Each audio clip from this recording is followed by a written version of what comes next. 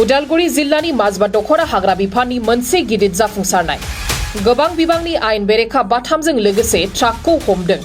उदालगुरि जिल्लानि हाग्रा बिफाननि डीएफओ दिबाकर दासनि मोनसे सङालि सुलुंनि बिथायाव उदालगुरि जिल्ला हाग्रा बिफान आरो माजबा दखरा हाग्रा बिफाननि जुथाइ सिग्रोमनाय हाबाफारियाव भैरबकुन्दनि स्वपनगावनि बाथाबारि ओनसोलनिफ्राय दिनै फुंनि 6:30 रिंगायाव गोबां बिबांनि आयेन बेरेखा बाथामजों लोगोसे AR01 P5043 नाम्बारनि गंसे ट्राक आरो ट्राक सालायगिरि हेफाजाबगिरिफोरखौ हमनो हायो।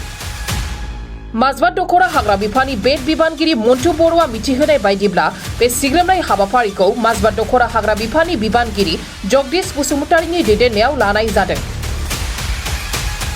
बे सिग्रोमनाय हाबाफारिनि गेजेरजों गासै 305 केबि बेसेन गोजा बाथामजों लोगोसे सनितपुर जिल्लानि धेकियाजुलि पुलिस थानानि सिङाव थानाय सुर्जपुर गामिनि ट्राक सालायगिरि अनजन आली आरो रङागड़ गामिनि ट्राकनि हेफाजाबगिरि जाहिरुल इस्लामखौ हमनो हायो होननानै फोरमायो। हमनो हानाय बेसेन गोजा बाथामखौ अरुणाचल प्रदेशनिफ्राय लाबोदोंमोन होननानै ट्राक सालायगिरिया मिथिहोयो।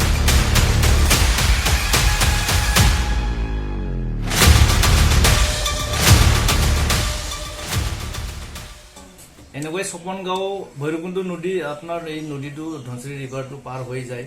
স্বপনগাঁও পাৰ হৈ স্বপনগাঁৱৰ পাৰ হৈ যায় এটা বটাবাৰী বুলি এটা মানে গাঁও এটা আছে। তাতে আমি এইফালে উপচাৰৰ পাৰ্টি ঠিক এইটো চাইডত খেদি আহি আছিলে। আমি পিছফালৰ পৰা যাই আছিলোঁ। মুখামুখি এই বটাবাৰী গাঁৱত মানে গাড়ীটো পাবলৈ সক্ষম হ'ল। তাৰ কাৰণে মানে আমি এতিয়া গাড়ী ড্ৰাইভাৰক সোধা পোছা কৰোঁ। সোধা পোছা কৰাত ড্ৰাইভাৰৰ কোৱা মতে গাড়ীত মানে আৰু ড্ৰাইভাৰৰ হাতত একো মানে যেনেকুৱা কাঠৰ টিপি থাকে এই টিপি চালানটো নাছিলে। যাৰ কাৰণে আমি গাড়ীটো চিজ কৰি আমি মাছবজাৰত লৈ আহোঁ। কেইকপি কাঠ ধৰিছে? টোটেল 300 এতিয়া মেজাৰমেণ্ট কৰা মতে 308 কেবিও হ'ল। মানে গাড়ীটো চব নোমোৱা পাৰা নাই একজেক্ট মানে এনেকৈ ওপৰে ওপৰে জোখা হ'ল মাপ কৰা হ'ল। এই হিচাপে মানে 308 কেবি ওলাইছে আৰু এই সংক্ৰান্তত কেইজনক আটক কৰিছে?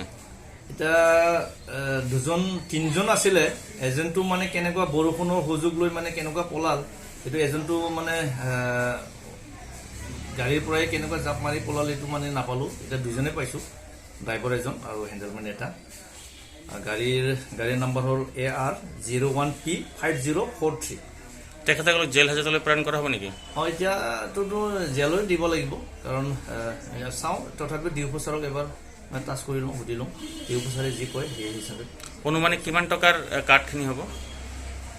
এতিয়াতো 308 কেবি ওলাইছেতো লাখৰ 4 লাখ 3 লাখ মান হৈ যাব লাগে।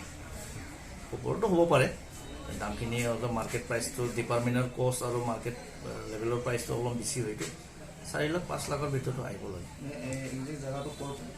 সিহঁতেতো কোৱা মতে অৰুণাচলৰ পৰা আনিছে। আমাৰ এই ওৰাং ৰূপা ৰোডত দি আহি মানে ইহঁতে লালপানীৰ পৰা অকণমান মানে নদী চাইডে যায়। এই নদী চাইডে মানে যাই থাকোঁতে মানে ডিউপো ছাৰৰ ইনফৰ্মেশ্যন এটা গ'ল কাৰণে মানে বস্তুটো আমি নদীতে ধৰিম বুলি ভাবিছিলোঁ, কিন্তু যাই পাওঁতে আমাৰ অলপ দেৰি হ'ল। তাৰ কাৰণে ইয়াতে নদী পাৰ হৈ ডাঙৰ গাড়ী ইয়াতে নদীটো মানে আৰামত পাৰ হৈ যায়। কিন্তু আমাৰ মানে জীপখন নদীটো অলপ লিকটো চাইহে পাৰ কৰাতে আমি নদীত মানে ধৰিব সক্ষম নহ'ল। তাৰ ফলত মানে আমি অলপ আগুৱাই যাই ধৰিবলৈ সক্ষম হৈছে। এটাটোতো ড্ৰাইভাৰ, এটাটো সিহঁতে কোৱা মতে তাৰমানে অৰুণাচলত মানে আমাৰ অসমৰ পৰা বহুতকেইটা লেবাৰ যায়। এই লেবাৰ কৰিব যোৱা বুলি কৈছে। এতিয়া মানে সোধা পোছা কৰি লওঁ কি হয়। এইটো একজেক্ট যদি সেই গাড়ীৰে মানুহ যদি হয় সিহঁতকো তাকো মানে কিবা জেলত পঠোৱা হ'ব। ড্ৰাইভাৰটোতো যাবই লাগিব জেলত।